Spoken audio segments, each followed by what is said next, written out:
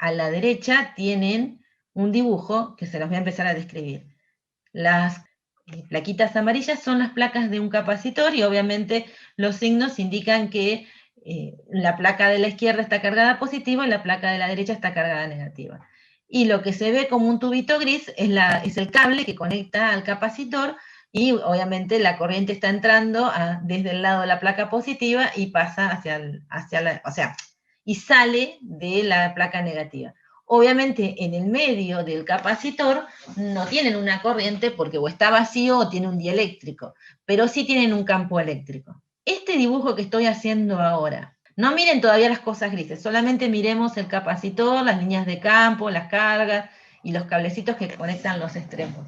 ¿A qué situación corresponde? ¿Al transitorio, al momento en que está cargado o al momento que está completamente descargado? O sea, los valores de t igual 0, t infinito o el transitorio, entre 0 y infinito. El transitorio, porque hay corriente, ¿no? Claro. ¿Y el campo eléctrico dentro del capacitor? ¿Es constante en el tiempo? ¿Varía con el tiempo? Sí. Bien. Y supongamos que las placas son grandes y vamos a despreciar los efectos de borde. Están muy cerquitas, son bastante grandes, los efectos de borde no nos van a afectar mucho. ¿El campo es uniforme dentro del capacitor? Sí. Es uniforme, eso está espacialmente, temporalmente está cambiando en el tiempo, ¿bien? Pero vale siempre lo mismo en todos los puntos del capacitor. Ok, ahora sí miremos la curva negra. La curva negra es una trayectoria amperiana, entonces tenemos dibujado la curvita negra, solo miren la curvita negra y el diferencial de L. Entonces vamos a plantear dos posibles superficies para esa curva que limita el espacio. Entonces, cuando queremos aplicar Ampère, nosotros decimos, bueno, la curva limita el área en la cual yo tengo que ver la corriente que atraviesa. Entonces, lo normal, lo que hacemos normalmente, es decir, esta curva negra limita el área circular que está dentro de la curva negra, la que estoy marcando con el puntero rojo. Bien, a esa área circular la vamos a llamar S1. Entonces, planteamos la integral de circulación del campo. Fíjense que estoy usando el campo H, el campo auxiliar, el campo magnético externo, por eso no aparece el mu0 acá al costado. ¿Se acuerdan? Cuando vimos medios magnéticos dijimos, bueno, si hay un medio magnético, cuando hago la integral de circulación de B, escalar diferencial de L, me va a quedar mu0, pero tiene que aparecer la corriente verdadera, la de conducción, la I, y la corriente de magnetización. Como acá en realidad no hemos hecho demasiadas aclaraciones respecto del medio que estamos trabajando, vamos a utilizar por las dudas el campo H. En el campo H uno decía, bueno, solo depende de las corrientes verdaderas, así que hago la integral de H escalar diferencial de L, y eso nos da directamente la corriente, que es el área que encierra la curva. Entonces, la curva, esta integral de circulación está en una curva, que es la que marcamos con negro, y el área que consideramos que está encerrada por esa curva, que está delimitada por esa curva, es la gris circular, y eso está atravesada por la corriente I. Ahora bien, cuando vamos un poco más, decimos, bueno, pero ¿quién nos obliga a que el área sea planita y esté ahí? Si a mí lo único que me dice Ampère es que tengo que ver la curva tiene que limitar un área, pero ¿por qué no podría ser esto tipo medio cáscara de huevo? ¿Por qué el área que considero que está limitada por esta curva, bien, no es esta especie de paraboloide que tengo acá? Está permitido, no lo dice, no lo prohíbe la ley de Ampère. Bueno, tomemos el paraboloide. Y entonces vamos y planteamos la integral de circulación de H, escalar diferencial de L, seguimos viendo la misma curva, pero no hay ninguna corriente que atraviese a esa media cáscara de huevo que tengo ahí. Entonces me da 0. Algo no anda bien aquí. Porque debería darnos lo mismo. ¿Qué fue lo que pasó? La circulación es sobre la misma curva negra, sin embargo, nos encontramos que no da lo mismo cualquier área que yo delimite con esa curva. Y la ley de Ampère me dice que pondría que dar lo mismo. ¿Qué pasó? Va a venir una nueva ley que se llama ley de Ampère-Maxwell. La inconsistencia en este planteo llevó a Maxwell a pensar qué pasaba dentro del capacitor. Las cargas no lo atraviesan, eso lo sabemos, lo dijimos cuando empezamos. Pero durante el transitorio existe un campo eléctrico variable. Campo eléctrico está cambiando en el tiempo. Entonces decimos, bueno, habrá algo por ese lado. El siguiente paso decimos, bueno, cuando alcanzamos la carga o descarga total del capacitor, bien, nosotros en realidad ahí estaría cargando, ¿no? Pero podría estarse descargando, si tuviéramos la corriente en la otra dirección. Cuando alcanzamos los estados final o inicial, la corriente total se anula y la inconsistencia desaparece, porque la primera integral también me daría 0. Entonces, evidentemente es algo que se produce durante el transitorio. Entonces Maxwell planteó así como un campo magnético variable en el tiempo generaba un campo eléctrico variable en el tiempo podía generar un campo magnético. Entonces, está tratando de relacionar la idea de que ese campo eléctrico variable en el tiempo puede ser el que logre hacer que se desaparezca esta inconsistencia, que esta integral nos termine dando un valor distinto de 0 e igual al que nos daría si la planteamos con la curva, con la misma curva, pero con el área plana. Digamos. Definió entonces la corriente de desplazamiento. La corriente de desplazamiento está definida como épsilon por la variación temporal del campo eléctrico escalar el diferencial de área. Entonces, a épsilon por la variación temporal del campo eléctrico lo llama J de desplazamiento, densidad de corriente de desplazamiento. Cosas para ver acá, primero, puse un épsilon, muchas veces lo van a ver en los libros como un épsilon 0, yo puse un épsilon para hacer de lo más general, porque yo en realidad no dije qué tiene adentro el capacitor. Si está vacío, iría épsilon 0, si hay un medio dieléctrico, va épsilon. Así que la corriente de desplazamiento tiene que ser la integral de las variaciones temporales. Si metemos el épsilon dentro de la integral, sería de la derivada del vector de desplazamiento respecto del tiempo. O la podemos escribir que la J de desplazamiento es justamente la derivada del vector de desplazamiento respecto del tiempo, o bien épsilon por la derivada de respecto de t. Y entonces ahora, cuando vamos a reescribir la ecuación de Ampère, tenemos que poner a las corrientes de conducción, la I que estábamos considerando, y el término de desplazamiento. Acá simplemente estoy reescribiendo porque obviamente el área en la que tengo que integrar es una sola. O sea, acá aclaremos una cosa. Yo puedo decir, bueno, si planteo esta ley ahora reescrita, con el término de desplazamiento incluido, lo planteo acá, bueno, me voy a encontrar con que está la corriente I y tal vez también tendría que considerar un campo eléctrico variable en el tiempo, pero los efectos de ese campo eléctrico variable en el tiempo, porque la corriente está variando en el tiempo, pues está cargando el capacitor, son despreciables frente a los efectos de las corrientes de conducción. Por eso en general no los consideramos cuando hay corrientes de conducción. Pero cuando nos metemos dentro del capacitor, donde tenemos que sacar, en la superficie curvada, tenemos que dejar de considerar el J, ese J es 0 porque no hay corriente verdadera, no hay corriente de conducción dentro del capacitor, entonces el único término que nos sobrevive es justamente el término de desplazamiento, la densidad de corriente de desplazamiento. Si ahora nosotros resolvemos esa integral, lo que nos tendría que dar es épsilon por la integral de épsilon, la derivada de respecto de t, escalar el diferencial de área que nos daría la corriente total de desplazamiento. Antes de avanzar con una cuentita más, hasta acá, ¿cómo vamos? Ponele. No sabemos ni por dónde empezar. Ayúdame Dios. Entendemos que que la ley de Ampère no nos tenía un problemita. Sí. Eso lo entendemos. Está bien, ustedes me pueden decir, bueno, pero mirá, andá, fíjate la curva, o sea, ¿por qué no dejar la superficie plana y te dejás de joder? Está bien, pero era válido bajar la otra. ¿Está bien?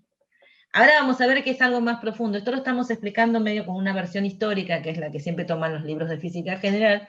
Después vamos a hacer una cuentita y vamos a ver que hay algo más profundo, oculto atrás de esta inconsistencia. Entonces, ¿qué hacemos? Analizamos qué pasa dentro del capacitor, porque evidentemente lo que sea que vaya a atravesar a la cáscara de huevo es realmente lo que pasa dentro del capacitor. Entonces decimos, bueno, hay un campo eléctrico variable. Si hay un campo eléctrico variable, paso 2, si el campo eléctrico variable desaparece, ya sea porque se cargó, se descargó, o sea, en la variación temporal de ese campo eléctrico desaparece, ya sea porque se cargó totalmente, entonces ya no hay más carga sumándose, entonces el campo quedó en el valor final, y ya está cargado totalmente, o se descargó totalmente, con lo cual no hay cargas que generen el campo. En esas opciones, ahí me daría 0, pero además tengo la ventaja de que en esas condiciones no habría más corriente y me daría 0 también la otra integral. Entonces ahí la inconsistencia de que las integrales me den distinto desaparece. Entonces me queda más claro que el problema está con que hay un campo eléctrico variable. Ese campo eléctrico variable tiene algo que ver. Y Maxwell lo que planteó es que las variaciones temporales del campo eléctrico pueden ser fuentes de campo magnético, de modo que la integral de circulación del campo magnético que nos hablaba de las fuentes tiene que incluir un término más que tenga en cuenta a las variaciones del campo eléctrico. Esto a veces, si le meten el épsilon adentro de la derivada temporal, porque el épsilon no puede depender del tiempo, es la permeabilidad del medio, eso nos daría la derivada del vector desplazamiento. En algunos libros lo van a encontrar como la derivada del vector desplazamiento respecto del tiempo. Si no, lo van a encontrar como épsilon derivada de respecto de t. Yo elegí escribírselos así porque por ahí van los libros de general, tipo Serwar, o sea, no agarra, el KIP seguro tiene la derivada respecto de d, pero los otros van a tener seguramente escrito así, épsilon o épsilon 0 si consideraban el vacío, por la derivada de respecto de t, porque esos no definían el vector de desplazamiento. Bueno, hasta ahí lo que hicimos, este segundo recuadro acaba de plantearnos la ley de Ampère con un término más y pasó a llamarse ley de Ampère-Maxwell. Y si ahora aplicamos la ley de Ampère-Maxwell, vemos que integrar la circulación del campo en la curva negra nos tiene que dar la corriente de desplazamiento que está atravesando a la cáscara de huevo, a ese paraboloide que tengo ahí. Bueno, lo siguiente que uno tendría que preguntarse es cómo esperan que les dé el valor de la corriente de desplazamiento respecto de la corriente que viene por el cable, la que está llegando a las placas del capacitor y saliendo, ¿no? ¿Cómo sería I respecto de la I de desplazamiento? Si la I de desplazamiento logra salvar la inconsistencia. Igual. Claro. Nos tienen que dar iguales, porque si no nos dan iguales, se prevalece la inconsistencia, ¿bien? Entonces nos da igual. Bueno, entonces vamos a simplificar, vamos a intentar calcular la corriente de desplazamiento para ver qué nos da. Y bueno, vamos a aplanar un poquito la cáscara de huevo, porque si no la cuenta se hace chota, digamos. Nada más que a suponer que en vez de tan así curvadita es un poquito más aplanadita en la parte de las placas del capacitor. Entonces, lo que vamos a hacer es calcular la I de desplazamiento. Dijimos que eso era épsilon por la derivada temporal del campo eléctrico respecto del tiempo, escalar el diferencial de área. Si la superficie que estamos eligiendo, en vez de ser tan curvada, es un poquito más aplanada acá, el diferencial de área estaría en la misma dirección que en campo eléctrico, así que el producto escalar de la derivada temporal del campo eléctrico, escalar el diferencial de área, nos tiene que dar los módulos, que sería épsilon por la derivada de respecto de t por el diferencial de área en módulos. El siguiente paso es acordarnos cómo se escribía el campo dentro de un capacitor. Eso es de la primera parte, que sería la densidad de carga en las placas del capacitor sobre la permitividad del medio que estaba dentro. O sea, cuando estaba vacío, ¿se acuerdan que el campo dentro de un capacitor que está vacío era sigma sobre epsilon 0, y si lo hacían para un capacitor que tenía algún material con constante dieléctrica acá o con permitividad epsilon, entonces nos quedaba sigma sobre epsilon. Entonces lo que tenemos escrito acá es resolver esto.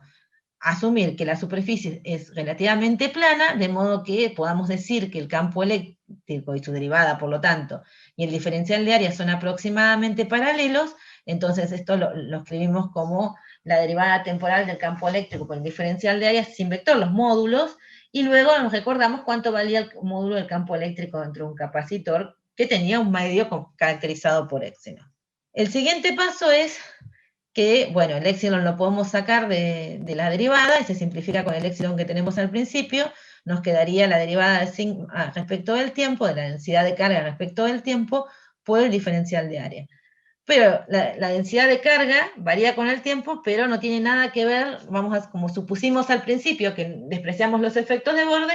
Bueno, la densidad de carga va a estar totalmente distribuida uniformemente en las placas del capacitor, con lo cual no depende del área que tengamos enfrente de la placa respecto al área que hayamos tomado de la superficie gaussiana en la que estamos haciendo la cuenta.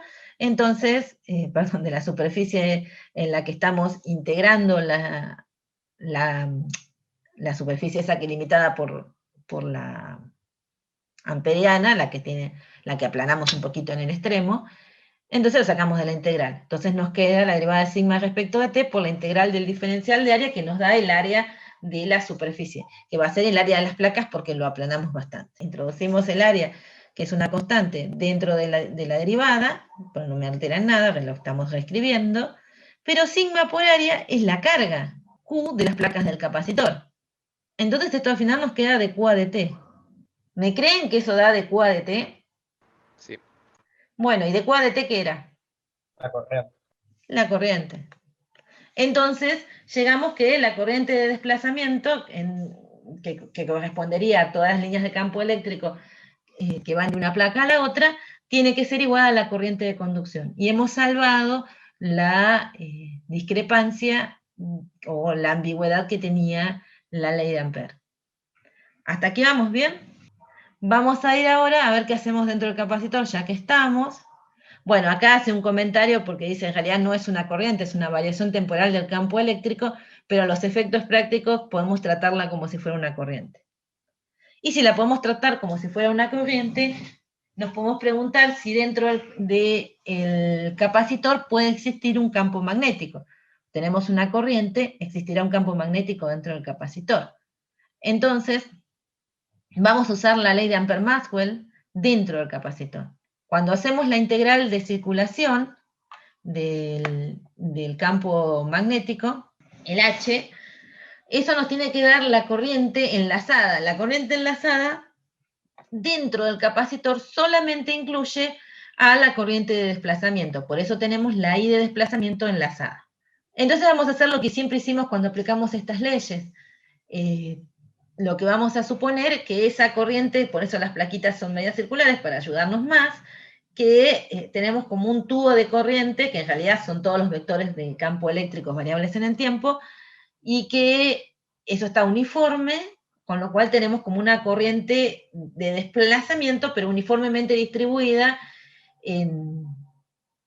a lo largo de planos paralelos a las placas. Entonces esto se parece bastante a cuando nos metíamos dentro de un cable, que venían las J, las densidades de corriente de conducción, y decíamos a cada punto tengo el mismo valor de J, tengo una corriente uniformemente distribuida en la sección transversal del cable. Acá tenía una idea parecida, es como que a ese capacitor las placas y las secciones transversales que hablábamos en los cables ahora son planos paralelos a las placas.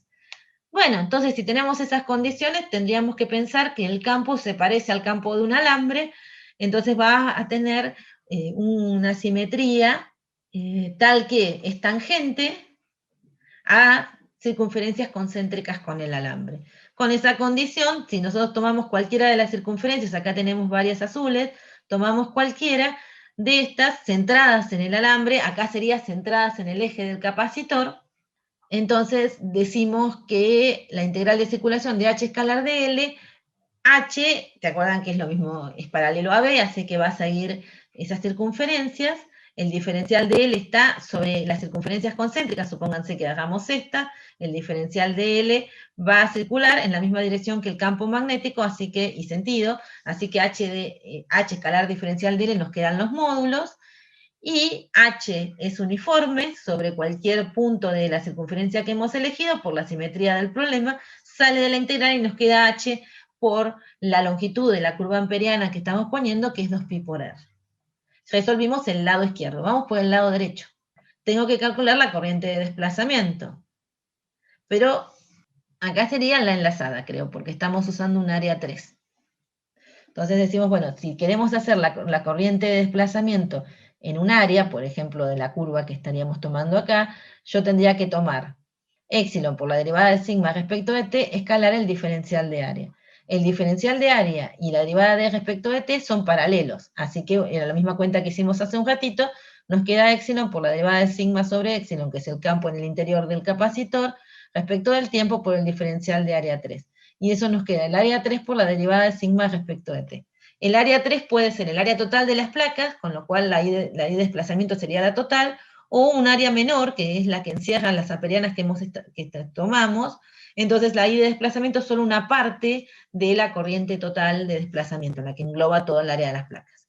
Entonces, si esto es la desplazamiento enlazada, porque fíjense que acá estoy dividiendo y multiplicando por el área total de las placas, entonces para hacer eso, fíjense que me queda si divido y multiplico, acá puedo poner el área adentro y armar la corriente de vuelta, porque sigma por el A es Q, y esto es de Q a de T, no vuelve a armar la corriente, pero nos queda dividido por el área acá. O sea, acá lo que hice es a la presión anterior, multipliqué y dividí por el área, la que usé para multiplicar lo metí adentro para poder armar de vuelta la corriente, la otra quedó, y el área 3 es el área de alguna de las amperianas que estoy considerando ahí. Entonces, el área total de las placas es pi por el radio al cuadrado, que sería el radio R de la placa, y el área que está encerrada por la amperiana es pi por el radio de la amperiana al cuadrado. Los pi se simplifican y me queda que la corriente de desplazamiento enlazada está relacionada con la relación de radios entre la amperiana y el radio de las placas.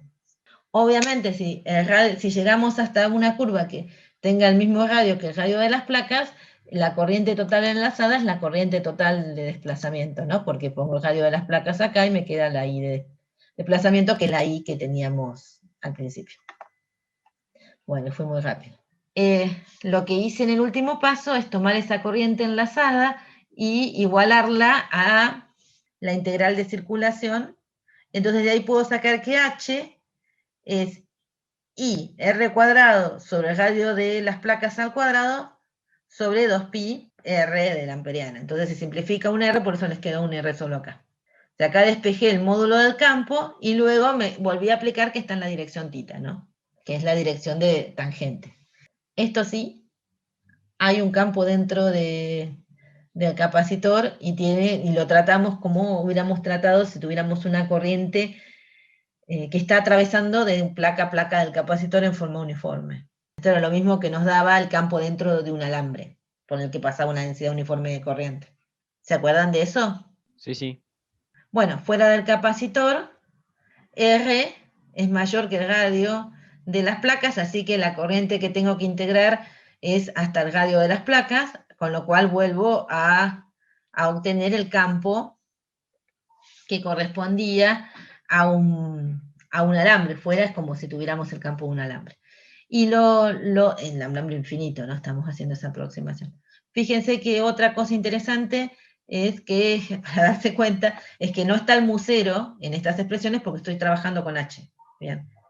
Y aparecería el musero si estuviese viendo el campo magnético y no hay medios magnéticos en el exterior. Y mu si tuviésemos un medio magnético.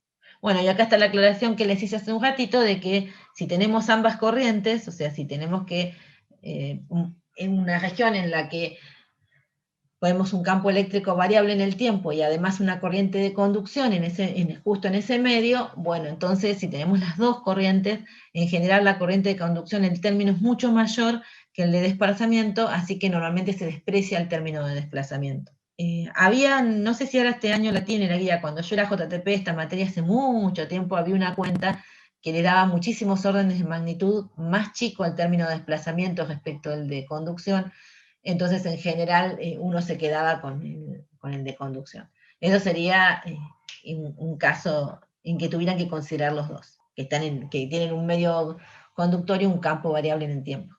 Igual era había frecuencias más o menos, hay que ver qué frecuencia tendrían que usar de variación del campo para que fueran más o menos comparables los dos términos, que eso puede ocurrir, ¿no? ¿Hasta acá vamos? ¿Con esa corriente nueva que acabamos de meter? Bueno, y entonces hemos llegado al gran momento, porque toda la materia nos ha preparado para llegar hasta aquí. Entonces, tenemos las ecuaciones de Maxwell y ustedes van a decir ahora cuando se las presente, pero en realidad Maxwell hizo un pequeño aporte sobre el final y todos los pobres tipos que trabajaron antes, pero ahora les voy a contar que no fue un pequeño aporte lo que hizo Maxwell. Entonces, primero tenemos la ley de Gauss para el campo eléctrico o el desplazamiento. Acá está escrita para el campo de desplazamiento. Estamos de acuerdo que si queremos escribirla para, por ejemplo, en el vacío, supónganse, para el campo eléctrico uno pone que D es epsilon 0 por E, pasa el epsilon 0 dividiendo, y esa es la ley de Gauss con la que empezamos a trabajar. Ahí está escrita en forma general para tener en cuenta cualquier medio, incluyendo medios en donde el epsilon, o sea, la permitividad no es una constante, sino que puede variar espacialmente, no es homogéneo el medio. Entonces, esta sería la forma más general de la ley de Gauss. Para el campo magnético, es igualada a 0, La ley de Faraday es la que vinimos trabajando. Acá la tenemos escrita de modo que en vez de poner la fe, hemos escrito la integral de circulación del campo, es igual a menos la derivada del flujo magnético respecto del tiempo, y acá está la ley de Ampère-Maxwell. Estas son las 4 ecuaciones de Maxwell.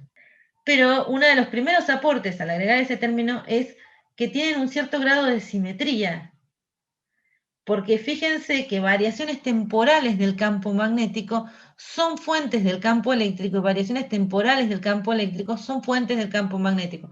Ahí tienen una simetría. La simetría sería total en estas ecuaciones si uno descubriera los monopolos magnéticos y la integral de flujo del campo B no diera cero. Pero en este caso no es completamente simétrico. Fíjense también que para dejar la forma más general del posible en las ecuaciones de Maxwell, porque ustedes son físicos, está escrito en función de H también, así como la ley de Gauss la escribí en función del campo de desplazamiento, la ley de Ampère-Maxwell la estoy trabajando en función del campo auxiliar o del campo magnético externo, H, porque ese es el que no depende de la presencia de medios magnéticos. En el desplazamiento ese no dependía de la presencia de medios dieléctricos y H no depende de la presencia de medios magnéticos, las leyes para él. Entonces, es por ese lado que tenemos que salir siempre si queremos trabajar con medios magnéticos, encontrar el H. Después que uno encuentra el H, usa las ecuaciones constitutivas para encontrar lo que necesite. Pero la cuestión es que ahora tienen una vinculación clara entre los fenómenos eléctricos y magnéticos. La ley de Faraday y la ley de Ampère-Maxwell son las vinculaciones entre esos dos fenómenos. Entonces ahora, a partir de esta última ecuación, de la corrección de la ley de Ampère, lo que establecemos es que esta es la teoría electromagnética, que la electricidad y el magnetismo son dos aspectos distintos del mismo fenómeno. Bien, las fuentes del campo eléctrico y por ende el desplazamiento son siempre cargas y las variaciones temporales del campo magnético, mientras que las fuentes del campo magnético van a ser corrientes y variaciones temporales del campo eléctrico. Sigamos con los aportes de Maxwell porque pareciera que es poco, pero van a ver que es mucho lo que hizo. Además de integrar la teoría de la electricidad y del magnetismo en una única, que es el electromagnetismo, y ver que son dos aspectos distintos del mismo fenómeno, Maxwell demostró que a partir de las ecuaciones que acabamos de ver, se llegan a ecuaciones de ondas para los campos eléctricos y magnéticos, cuyas soluciones van a depender del medio en el que se propagan las ondas y si hay presencias de fuentes, corrientes o cargas. Hay un comentario, antes de ir a las ecuaciones de onda, nosotros vamos a tomar los casos más sencillos de vuelta, van a haber casos más aplicados en electro. Por ejemplo, vamos a asumir que no hay ni corrientes ni cargas libres, eso se va a llamar la ausencia de fuentes, y bueno, pues más adelante les voy a ir diciendo cuáles otros medios no vamos a considerar, pero por ejemplo uno de los medios que no vamos a considerar es que el material en el que estamos trabajando sea un material conductor, porque ahí tendríamos que replantear. Así que en principio las soluciones que yo voy a ir obteniendo van a depender tanto del medio en el que se propaga si el medio tiene un epsilon o un epsilon cero, un mu o un mu cero, si esos son uniformes en el espacio, todo eso nos va a determinar cómo son las soluciones y también nos va a determinar si hay corrientes o cargas en ese medio. Obviamente, si elijo que el medio no sea conductor, no voy a tener corrientes. Vamos a reescribir las ecuaciones de Maxwell para poder llegar a la ecuación de onda en forma diferencial. Y para eso necesitamos recordar algunos conceptos de análisis 2, y si no los vimos todavía, porque puede ocurrir, traerlos y expresárselos ahora. Esos conceptos tienen que ver, va a haber dos teoremas que los vamos a ver más adelante, y ahora no, más adelante, en 30 segundos más, y lo que eran las definiciones de divergencia y rotor. Divergente y rotor ya los venimos viendo a lo largo de la materia, los vamos a escribir acá. Si tenemos un vector B, la divergencia va a ser aplicar que es el operador nabla, serían las derivadas respecto de x, de y, de z, escalar las componentes. Entonces nos quedaría la derivada de bx respecto de x, más la derivada, como es un producto escalar, la derivada de bi respecto de y, la derivada de bz respecto de z. Y el rotor es el operador nabla vectoriar las componentes del vector. Bien, entonces ahí les queda un determinante que es para sacar el producto vectorial, con derivadas de bx, bi, bz. Y el teorema que vamos a necesitar primero es el teorema de la divergencia. El teorema de la divergencia, ¿alguno ya lo vio? Los que estamos cursando análisis 2, no. Bueno, entonces ustedes o sea, hasta ahora las definiciones de arriba no les traen mucho conflicto. Tal vez ya las vieron. El teorema de divergencia se lo van a probar un poquito más adelante y lo que dicen es, fíjense que la integral que tengo al principio es la integral de flujo de un vector. B es un vector cualquiera, ¿no? Entonces, el flujo de un vector es el producto escalar entre el vector y el área a través del que fluye. Y esto sería en una superficie cerrada. Esto sería, si piensan en la ley de Gauss, sería la ley de Gauss. Esa integral se puede escribir como la integral de la divergencia del vector en el volumen, integrada en el volumen, que está limitada por el área. O sea, del lado izquierdo hay un área a través de la cual fluye el vector. Del lado derecho, el volumen limitado por esa área, ahí calculamos la divergencia. Y esa integral nos da el mismo, el flujo calculado como flujo, o podemos calcular la divergencia del vector e integrarla en el volumen, que está encerrada por el área. Este se llama teorema de la divergencia. Entonces, este teorema nos va a dejar reescribir la ley de Gauss. Entonces, uno dice, bueno, yo tenía la integral de escalar diferencial de área, mirando el teorema yo lo puedo escribir como la integral de la divergencia de E en el volumen. La divergencia, fíjense que es un producto escalar del operador nabla y las componentes les da un escalar. Bien, así que está bien integrar en un volumen, está bien integrar en un volumen un escalar. Y nos da un escalar de resultado, que es la carga sobre éxito. Ahora bien, la carga yo la puedo escribir como la integral de la densidad de carga en el volumen.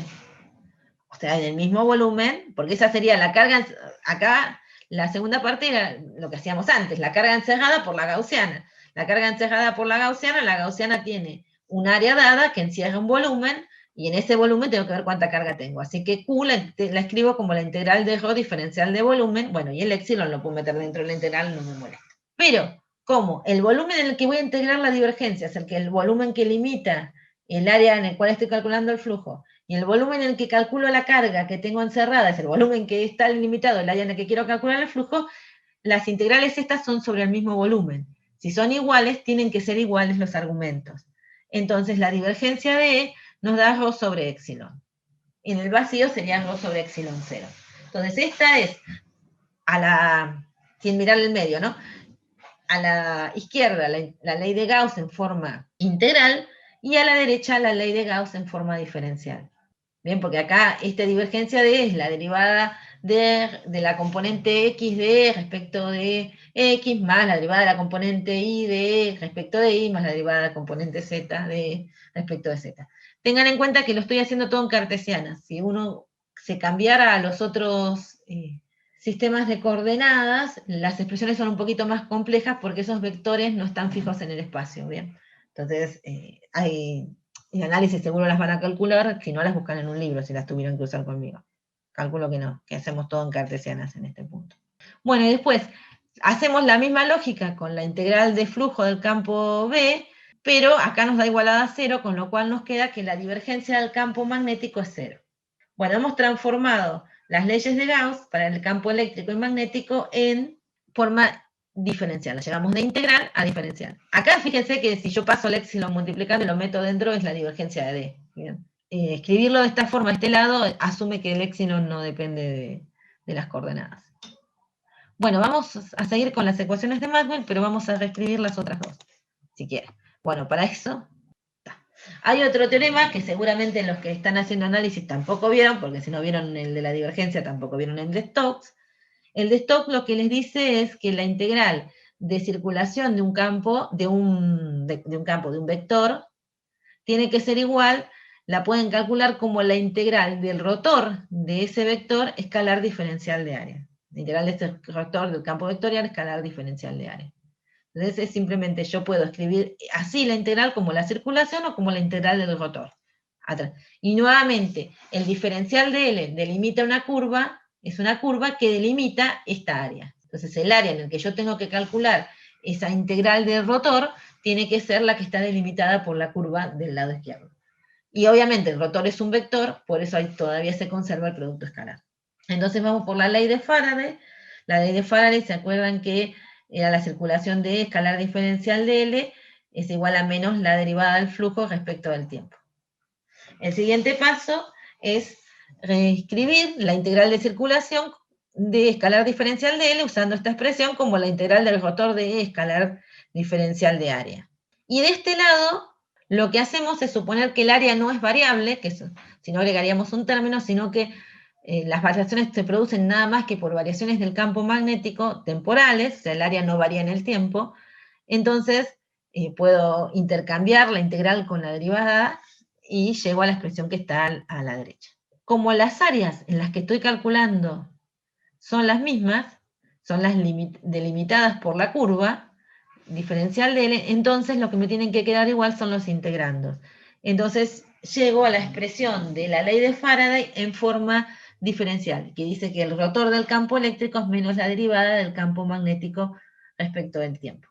Ahora vamos con la ley de Ampère-Maxwell. Esta es la que introdujimos hoy, tiene el término de la corriente y el término de la corriente de desplazamiento. La corriente está reescrita como J, que es la densidad de corriente de conducción, escalar diferencial de área, y eso nos da el flujo del corriente, de la densidad de corriente de conducción, y la otra, el flujo de la densidad de corriente de desplazamiento a través del área que está delimitada por la curva en la que estoy calculando la circulación de H.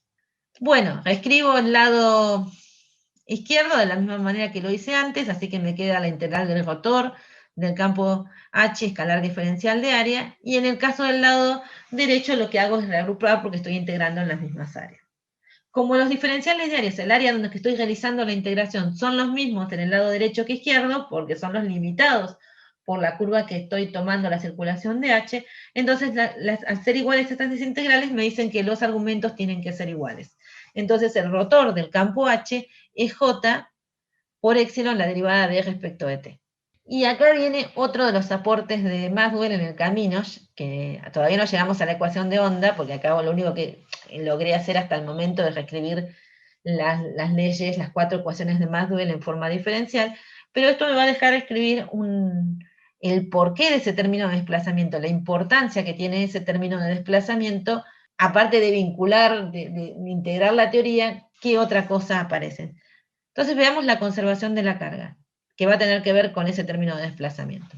Lo que vamos a hacer es tomar la divergencia de la forma diferencial de la ley de Ampère-Maxwell. Entonces, lo que hago es tomar la divergencia en ambos lados de la ecuación. Pero lo que uno sabe es que la divergencia, o sea, la divergencia de un rotor, el rotor es algo que rota, o sea, que no va a diverger, con lo cual cuando uno toma la divergencia de un rotor, me tiene que dar 0.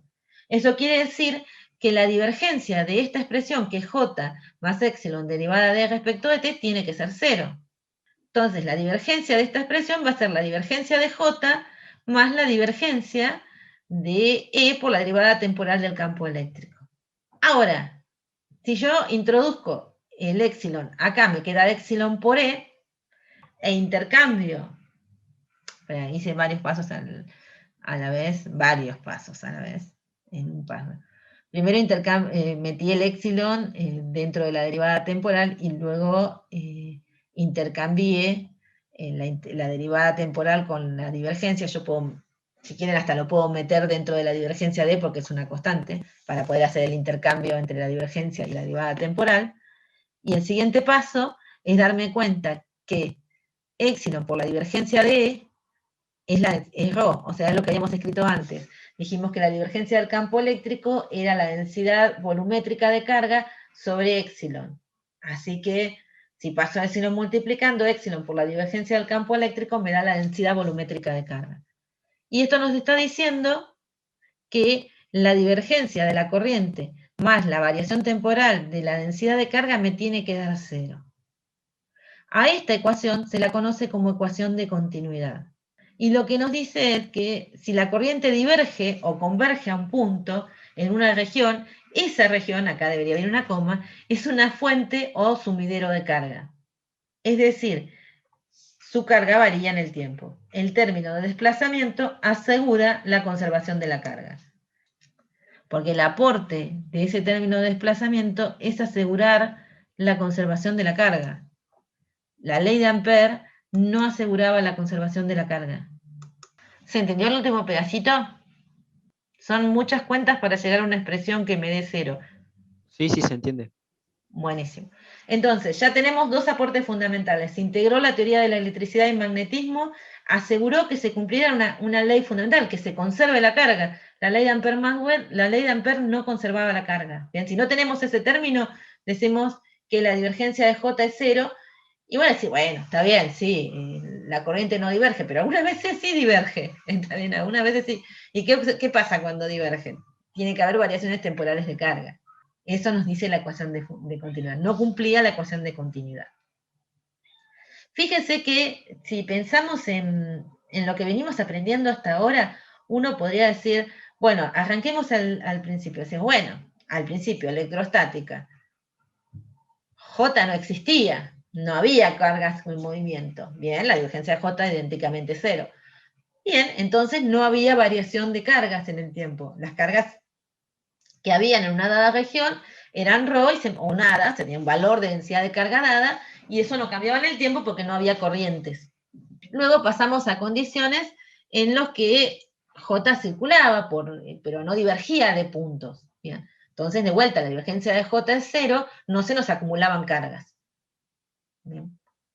Pero ahora llegamos a un punto en el que sí hay acumulaciones de carga, que es justamente el caso del capacitor cargándose. Tenemos un lugar donde se están acumulando las cargas. Las placas del capacitor, hay una divergencia de J. En este caso, tendrían la convergencia en una placa o sea, llegan cargas a la placa positiva y salen de la negativa si estamos cargando el capacitor. O sea que ahora sí, esta ecuación tiene un sentido. Si tienen una J que está convergiendo a un punto, entonces tenemos una variación temporal de la carga en ese punto.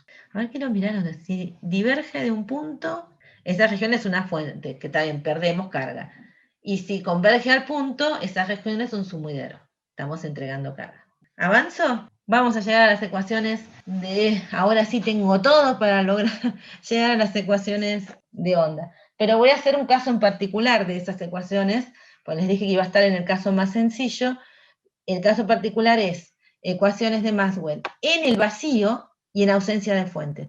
¿Qué significa vacío? Vacío significa que el medio en el cual estamos trabajando no es un dieléctrico ni un conductor, es un medio que está caracterizado por epsilon 0 mu 0.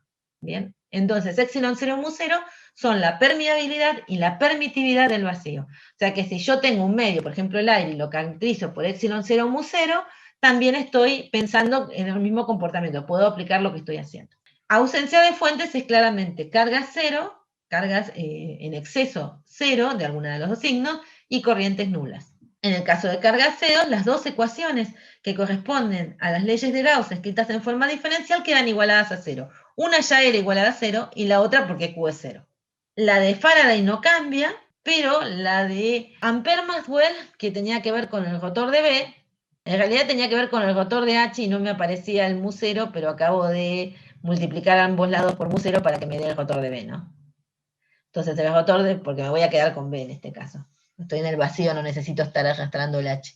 Entonces, agarren la ley de Ampère-Maxwell en forma diferencial, que la teníamos que escrita como el rotor de H es epsilon 0 derivada de respecto de T, multiplican ambos miembros por mu 0, entonces acá H por mu 0 les da B, y acá les aparece el mu 0 de este lado.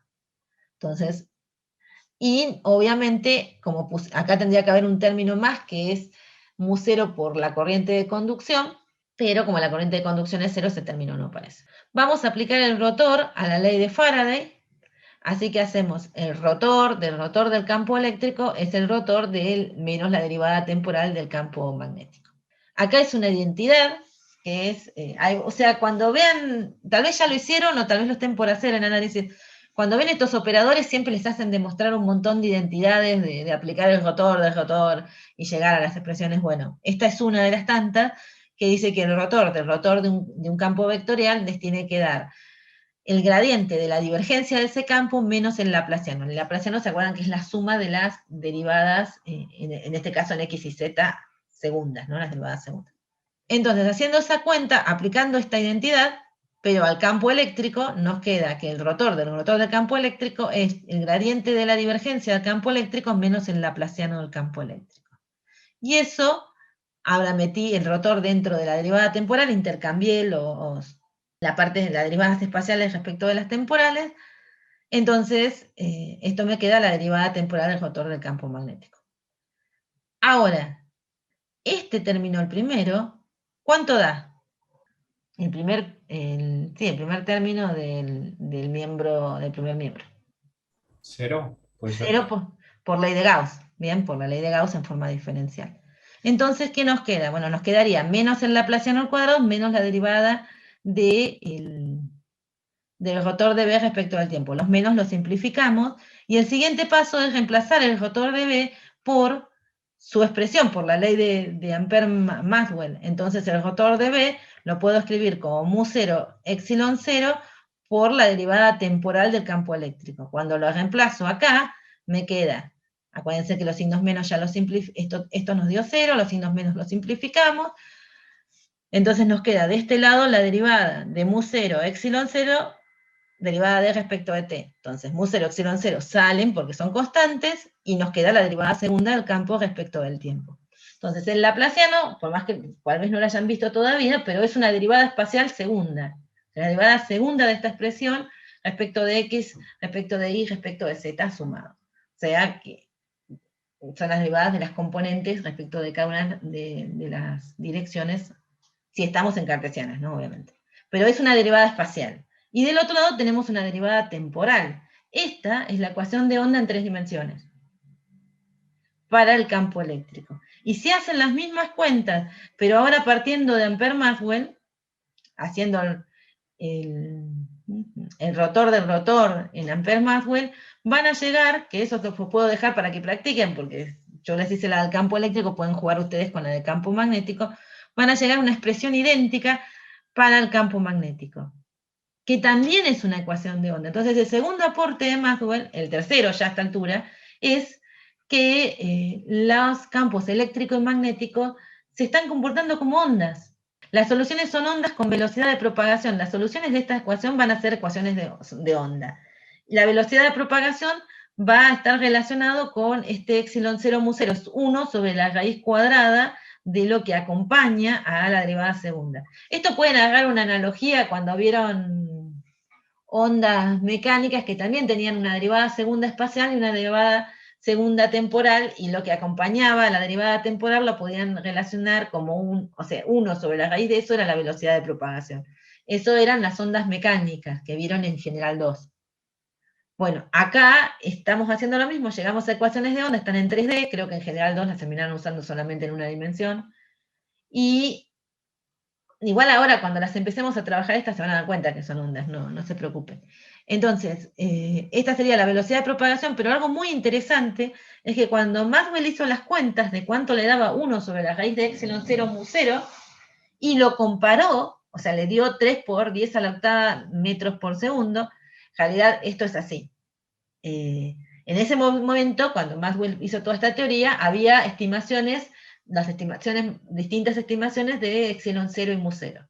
Entonces él hizo, yo vi una vez un pedazo del paper original donde está una tabla, donde él pone las estimaciones de epsilon 0 mu 0 que existen hasta ese momento y saca la cuenta de los posibles valores que da esa velocidad de propagación de las ondas. Y a su vez pone también estimaciones de la velocidad de la luz. Y lo que concluye es que dentro del error, esa relación, la velocidad de la propagación de las ondas electromagnéticas que está obteniendo, es igual a la velocidad de la luz. Entonces él propone que la luz es una onda electromagnética. Y ahí ya tenemos otro aporte más. Ahora la luz se convierte, que parecía una teoría separada de todo esto, pasa a ser también parte de la teoría electromagnética. O sea, hasta ese momento no estaban unificadas de esta forma las teorías. Había discusiones acerca del carácter de la luz, pero no estaban unificadas de modo de decir que el electromagnetismo incluía también la teoría de la luz. Así que ya tenemos otro aporte fundamental de Maxwell. Esto es lo que contesta mi primera pregunta. Al principio dice, bueno, ¿por qué si la ley de Faraday fuera de Faraday, las de Gauss estaban antes?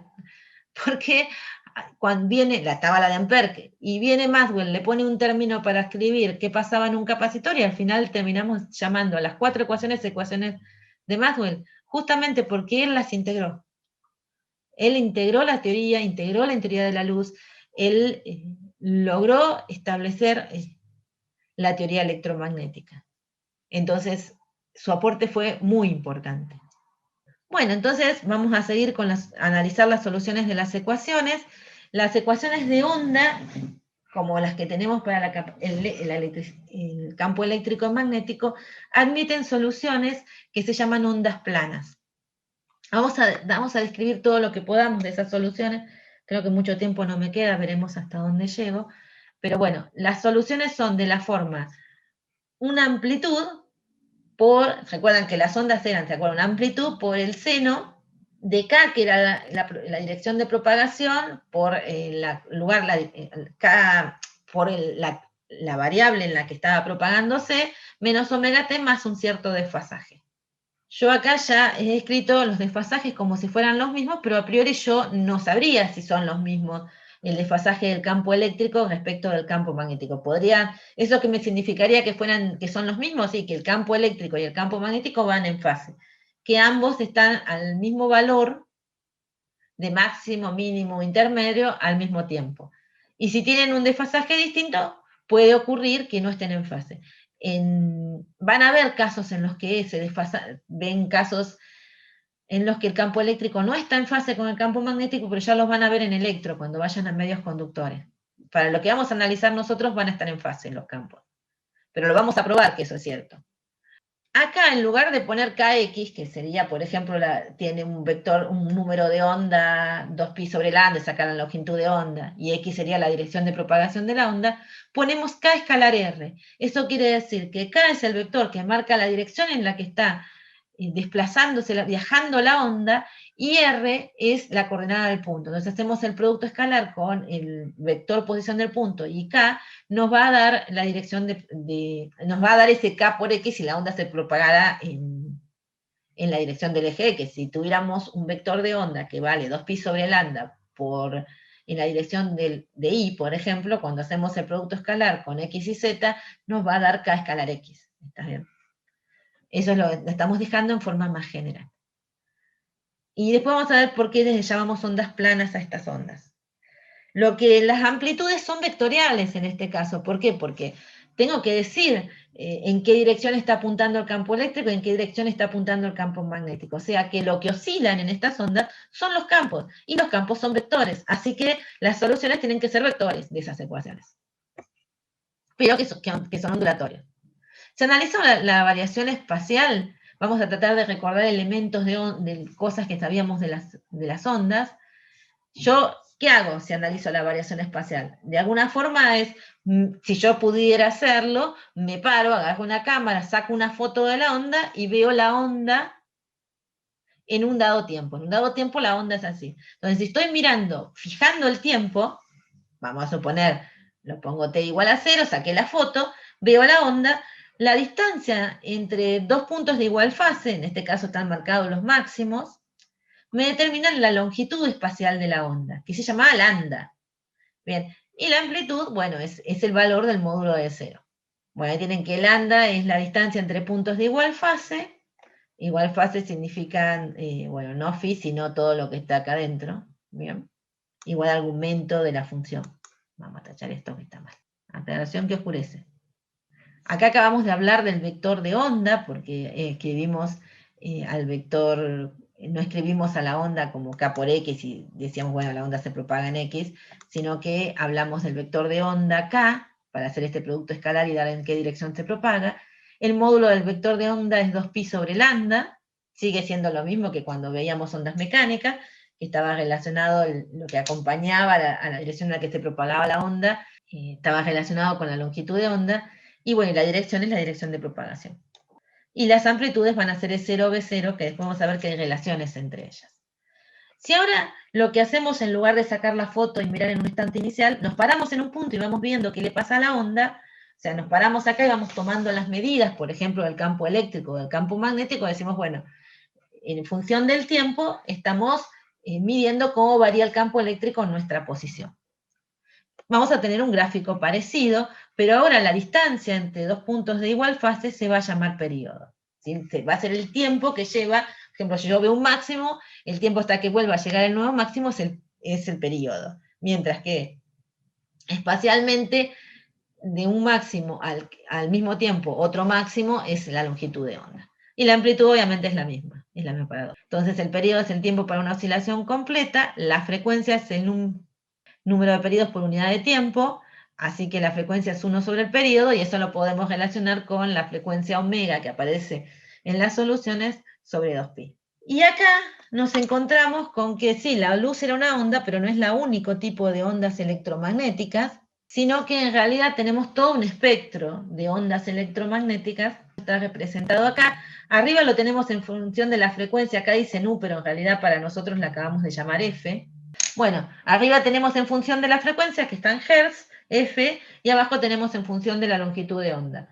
¿Y qué sabemos de las ondas? Y que principalmente la velocidad de propagación tiene que ser el producto de la longitud de onda por la frecuencia. Eso lo sabemos ya desde lo que aprendimos en Física General 2, cuando vimos por primera vez las ondas. La longitud de onda la puedo reemplazar en función del vector de onda, porque si k era 2pi sobre lambda, entonces lambda es 2pi sobre k. Y la frecuencia era omega sobre 2pi, así que podemos escribir también la velocidad de propagación como el cociente entre la frecuencia y el módulo del vector de onda. En este caso en particular tenemos varias formas de trabajar con la velocidad de propagación, como el producto de lambda por f, que siempre va a tener que darnos la velocidad de la luz, que es la raíz de 1 sobre la raíz de epsilon 0 mu 0, o como la frecuencia sobre k, que también siempre nos va a tener que dar esa relación. Entonces, acá lo que tenemos es escrito el espectro electromagnético en función, arriba de las frecuencias, las distintas regiones que asociamos a nombres de esas regiones. Por ejemplo, estos corresponden al infrarrojo. Acá tenemos las microondas, FM, AM, que son las ondas de radio, ondas de radio largas, ultravioleta. Fíjense que el visible es una región muy acotada del espectro electromagnético comparado con nosotros. Pero por abuso del lenguaje, uno va a llamar onda monocromática aquella que tiene una sola frecuencia. Y eso lo vamos a llamar siempre, y va a ser más allá de que estemos en el rango de frecuencias que corresponde al visible. O sea, más allá que estemos en este pequeño intervalo, uno va a decir que es monocromática la onda, por abuso del lenguaje, a cualquier onda electromagnética que tenga una única frecuencia. Policromática, en realidad, son la suma de ondas monocromáticas. Las soluciones de una ecuación diferencial, si ustedes tienen una solución de una ecuación diferencial, la suma de soluciones de una ecuación diferencial también es solución. Entonces, las ecuaciones de onda con distintas frecuencias serán soluciones de esta ecuación de onda. Entonces, una onda policromática también es solución de la ecuación de onda, pero yo tengo varias ondas sumadas. Y nuevamente, el abuso del lenguaje, se van a llamar monocromáticas o policromáticas, más allá de que las ondas que estemos trabajando estén en las regiones que corresponden al visible. Bueno, ahí volvemos a tener escritas las soluciones de las ecuaciones de onda, y lo primero que tengo que terminar esto y cierro acá. Y lo primero que tenemos que decir es que, está bien, llegamos a ecuaciones de onda, buenísimo, dijimos, sí, la luz es una onda electromagnética, hicimos varias acotaciones. Y dijimos, bueno, estas son ecuaciones de onda, las soluciones tienen que tener estas formas. Buenísimo, de hecho acá yo estoy siendo más explícita y digo, bueno, debe tener un desfasaje debido al campo eléctrico y debido al campo magnético. Esas son las formas en las que serían soluciones de las ecuaciones diferenciales que encontré, o sea, las ecuaciones de onda que encontré. Sí, bueno, pero no me tengo que olvidar, estas soluciones, además de cumplir la ecuación de onda y cumplir todo lo que estuvimos charlando de que son ondas, tienen que cumplir las ecuaciones de Maxwell. Y hacer cumplir las ecuaciones de Maxwell lleva a condiciones sobre cómo se tienen que comportar estas ondas. Entonces, para no hacernos líos con las cuentas, vamos a tomar alguna convención para hacer la cuenta más fácil. Entonces vamos a decir que la dirección de propagación va a estar en J. Es decir, que el vector de onda va a tener un módulo K, que es 2pi sobre lambda, en J. Con lo cual el producto escalar de K escalar R nos va a quedar K en I, ¿bien? Porque esto es K en J, y después vamos a tener el vector R X y Z, así que al hacer el producto escalar nos queda K por I. Entonces, volvemos a escribir nuestras ecuaciones de solución, pero ahora las estamos escribiendo. Por empezar, acá hemos reemplazado K escalar R por K escalar I en las dos expresiones, y por otra, suponemos que a priori el campo eléctrico o el magnético tienen componentes en las tres direcciones, en X y Z. Entonces voy a tener una componente 0 en X, una amplitud 0X, una amplitud 0Y, una amplitud 0Z, y lo mismo con el campo magnético. Si reemplazo en las leyes de Gauss, fíjense en que si tomo la divergencia del campo eléctrico, tengo que hacer las derivadas respecto de x, de y de z, de las componentes x y z del campo. La componente x es E0x por el seno de KI menos omega t más phi. No depende de x, así que esta derivada da 0. Si lo hago respecto de z, me va a pasar lo mismo, no depende de z. Entonces, ¿qué termina pasando? 0 a la primera, 0 a la última, puedo derivar solamente la que depende de y. Las amplitudes son constantes, entonces es 0i por el coseno. Derivo el seno, me da el coseno, y derivo lo de adentro, parece el k. Pero esto, por ley de Gauss, en ausencia de fuentes, me tiene que dar 0. En consecuencia, la componente I del campo eléctrico me tiene que dar 0. Hago lo mismo para el campo magnético, hago la divergencia, me fijo que no depende ni de x ni de z, hago la derivada respecto de y, y la única forma de que esto que está en el medio me dé 0 es que la amplitud sea 0, porque la ley de Gauss no puede depender del lugar a donde nos paremos, del tiempo en el que miramos. Tiene que valer siempre. Entonces, no puedo jugar con el argumento para buscar un seno, porque eso me lo daría dependiente de la coordenada y del tiempo, y eso no puede ser. Entonces, la única forma de que se cumpla la ley de Gauss es que la amplitud de esa componente me dé 0. Con lo cual no tengo componente I, pero la dirección I era la dirección de propagación. Entonces nos llega a la primera característica de estas ondas. Las oscilaciones del campo eléctrico y magnético son perpendiculares a la dirección de propagación. Y entonces, cuando las oscilaciones eran perpendiculares a la dirección de propagación, hablamos de ondas transversales. Después, con la misma solución, ahora, pero hemos sacado la componente en J, porque esa ya dijimos que era 0, reemplazamos en la ley de Faraday e integramos para poder sacar una relación del campo B. Entonces, tomo el rotor de B, que es menos la derivada de B respecto del tiempo, despejo B como la integral en el tiempo del rotor de E, cambia de signo. Ahora, calculo el rotor de E, bien, esto sería lo que me da el rotor de E, tengo que derivar esto respecto de I, y lo tengo que integrar en el tiempo. Por eso me aparece o sea, cuando le digo esto respecto de I, me aparece, nos quedaría un coseno con un K, pero después lo integro respecto del tiempo, vuelve a aparecer un seno, y aparece el omega de la integración temporal. Y el signo menos que nos hace desaparecer las cosas. Entonces nos queda este B, o sea, lo que hice fue tomar la ley de Faraday, despejar para calcular B en función de la integral del rotor de E, calculé el rotor de la expresión de E que propuse y hice las cuentas para encontrar B. Entonces, para que cumplan las ecuaciones de Maxwell, B tendría que tener una expresión de esta forma. Entonces, esta expresión que estoy dando para B acá, que la llamé 2, tiene que ser compatible con esta, que llamé 3. Lo primero que voy a hacer es con esta expresión que cumple las ecuaciones de Maxwell, hacer el producto escalar entre B y E. Si hago el producto escalar entre B y E, bueno, los senos no me preocupan, pero fíjense que de la forma que están E0x en I más E0z en K, y el otro es E0z en I menos E0x en K, cuando hacen el producto escalar les da 0. Así que el campo eléctrico y el campo magnético son perpendiculares entre sí. Eso se puede escribir con que la dirección del campo eléctrico vectorial, la dirección del campo magnético, nos tiene que dar la dirección de propagación. ¿Por qué? Porque tenemos todos perpendiculares.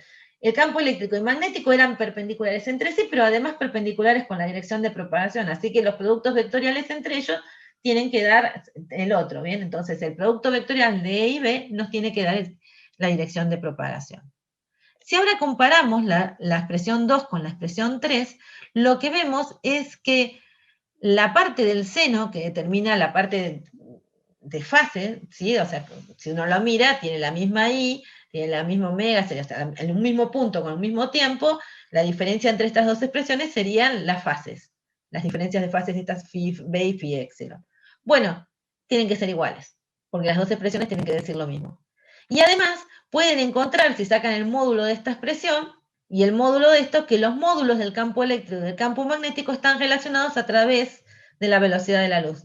Que el módulo de esto, por C nos tiene, por C nos tiene que dar el módulo del campo eléctrico. Entonces uno al final podría escribir al campo eléctrico como es 0 por el seno de KI menos omega t con un cierto desfasaje en la dirección que tendrá el campo eléctrico, y una lógica parecida para el campo magnético, sabiendo que la amplitud del campo magnético la puedo escribir como la del eléctrico sobre C. Y sabiendo que las direcciones de I y B tienen que ser tales que su producto vectorial nos dé la dirección de propagación. Y bueno, eso es el dibujo típico de las ondas electromagnéticas, que acá les están mostrando la dirección de E, que tiene que ser perpendicular a la dirección de B, y si fijan que si hacen el producto vectorial, este que está arriba, entre E y B, con la regla de la mano derecha, nos daría esta flecha roja, que es la dirección en la que se está propagando la onda, que sí. Hay una definición más que dice que la dirección de polarización es la que se llama la dirección del campo eléctrico, y que son ondas planas. ¿Y por qué son ondas planas? Bueno, ahí lo que tenemos que ver es que en las expresiones que tenemos acá, ya sea la de E o la de B, o la de B arreglada, estas que tenemos acá es lo mismo, fíjense que si yo tomo un valor de I constante, que eso significa planos perpendiculares a la dirección de propagación, que sería esta dirección de acá, y vale lo mismo sobre ese plano. Yo tomo un valor de I fijo, y el campo eléctrico tiene la misma expresión siempre, no importa el momento en que lo miro en todo ese plano, vale lo mismo. Lo miro un segundo después, en todo ese plano, por ahí no vale lo mismo que lo que mediante, pero vale lo mismo en todo el plano. O sea. Y lo mismo pasa con B. Entonces digo que cualquier plano perpendicular a la dirección de propagación, el campo eléctrico tiene el mismo valor, y lo mismo pasa con B. Por eso son ondas planas. O sea, los valores para los que E y B son constantes son, constantes, fijo un I, fijo un E, y tengo el mismo valor para cualquier valor de las coordenadas. Estos son X y Z. O sea, tomo cualquier punto X y Z con un mismo I, y mido el campo y me tiene que dar lo mismo. Entonces, sobre todo ese plano tengo el mismo campo eléctrico, y sobre todo ese plano tengo el mismo campo magnético. Por eso se llaman ondas planas. Chicos, yo terminé acá, lamento que me pasé. Si quieren preguntar algo, me quedo acá.